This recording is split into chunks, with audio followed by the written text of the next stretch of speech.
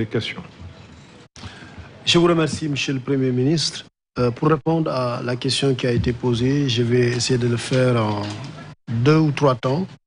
Le premier temps, je voulais juste rappeler que dans cette affaire opposant le sieur Ousmane Sonko à la demoiselle Adji Sarr, la justice a été dite.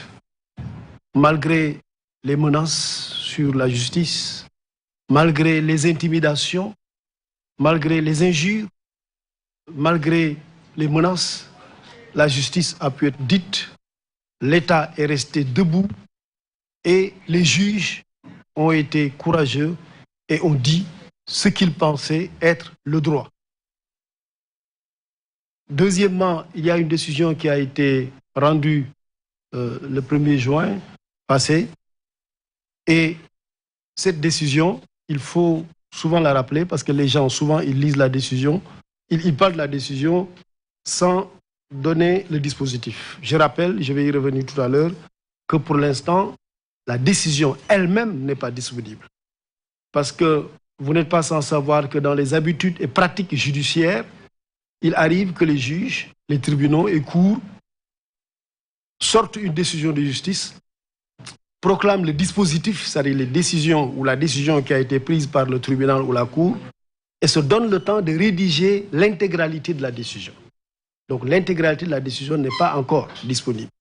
Mais il y a bien actuellement une décision de justice, un dispositif.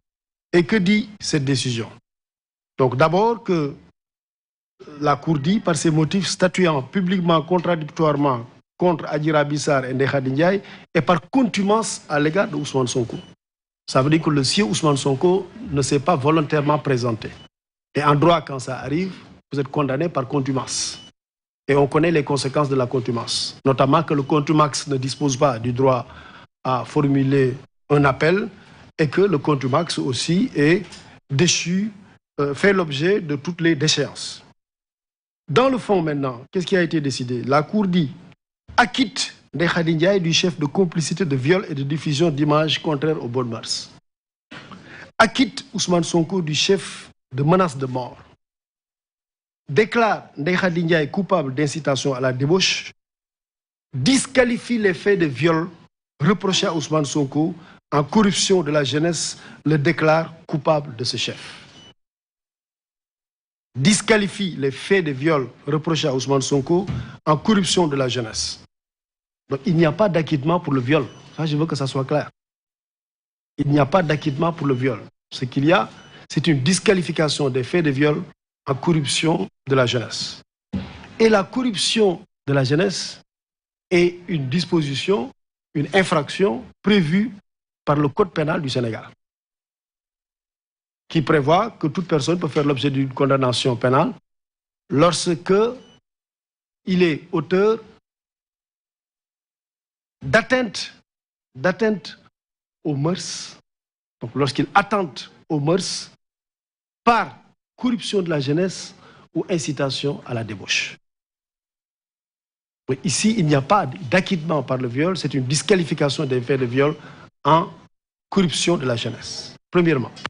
Deuxième précision, ce chef d'accusation, le fait de demander qu'on poursuive pour pratique corruptive de la jeunesse, était bien visé dans l'ordonnance qui a saisi la chambre criminelle du tribunal de grande instance de Dakar.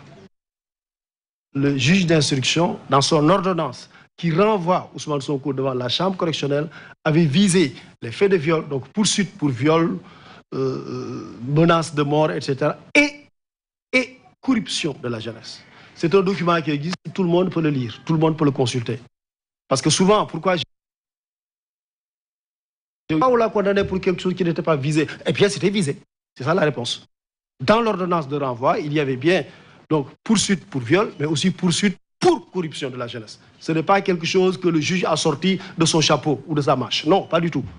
C'était bien prévu dans l'ordonnance de renvoi de Ousmane Sonko devant la chambre criminelle. Cela dit, maintenant, je vais terminer, Monsieur le Premier ministre, par donner juste quelques indications sur l'exécution de la décision de justice. Autrement dit, la question qui a été posée, à savoir pourquoi Ousmane Sonko n'est pas encore arrêté. Je pense que la question est revenue 2 fois. Premier élément de réponse, il faut que la décision lui soit notifiée. Il faut que la décision lui soit notifiée. La décision est en cours de réaction par le juge. Et lui, il ne nous appartient pas de dire au juge, allez, faites vite pour votre décision. Non, c'est la justice sénégalaise qui fonctionne. Elle est indépendante. Elle fonctionne à son rythme. Donc, il faut que la décision soit disponible. Lorsque la décision est disponible, il faut qu'elle lui soit notifiée. Une fois que la décision lui est notifiée, deuxième étape, lui-même, le condamné, peut se constituer prisonnier. Ou alors, le parquet, qui a la charge d'exécuter la décision de justice, peut l'arrêter et l'amener en prison pour exécuter la décision de justice. Donc, 2 possibilités, je répète. Lui-même se constitue prisonnier, ou alors le parquet exécute la décision et va le prendre pour l'amener en prison. Troisième élément, une fois que lui-même se constitue prisonnier ou que le parquet aille le quérir pour le mettre en prison, il a 10 jours pour acquiescer à la condamnation. 10 jours pour donc dire je suis d'accord avec la condamnation, ou alors contester la décision. Contester la décision en disant que je ne suis pas d'accord avec cette décision. Auquel cas, il peut être rejugé par la même juridiction, voire la même composition. Autrement dit, les mêmes gens qui l'avaient jugé, les mêmes magistrats, je ne dirais pas gens, les mêmes magistrats, la même composition qui l'avaient jugé, peut le rejuger. Tout comme des magistrats de la même juridiction peuvent le rejuger. Ce qu'il faut entendre ici, c'est que c'est une sorte d'opposition. Ce n'est pas l'appel, ce n'est pas la cour d'appel, non, c'est la même juridiction qui le rejuge.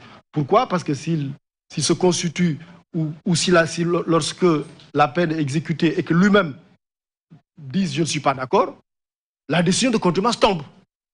Et lorsque la décision de contumace tombe, il est rejugé. Et lorsqu'il est rejugé, évidemment, il peut y avoir une confirmation du premier jugement ou une infirmation du premier jugement. Donc voilà juste, Monsieur le Premier ministre, les quelques éléments de réponse que je voulais donner à la question de savoir pourquoi il n'a pas encore fait l'objet d'arrestation. Je vous remercie. Je vous remercie.